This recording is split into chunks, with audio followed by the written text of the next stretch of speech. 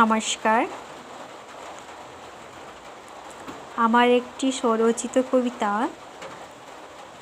আপনাদেরকে পাঠ করে শোনাব। কবিতাটির নাম হচ্ছে ক্লান্ত পৃথিবী।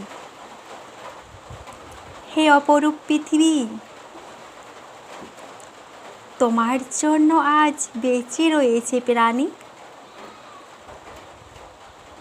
আর এই পৃথিবীকে ধীরে ধীরে করে নানা দূষণে করছে গ্রাস, ধ্বংস করছে শত শত উদ্ভিদ ও প্রাণীকুলকে করছে হ্রাস। মানুষ যে হারে প্লাস্টিক অপব্যবহার করছে,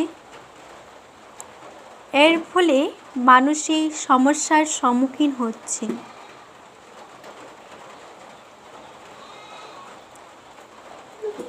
পৃথিবীতে ভাঙছে নিজেদের নিরাপত্তা,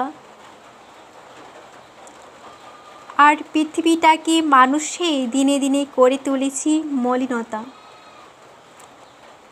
যে হারে আজ দূষণ হচ্ছে বর্ধিত, পৃথিবী নিরুপায় হয়ে আজ হয়ে পড়েছে ক্লান্ত। ধন্যবাদ।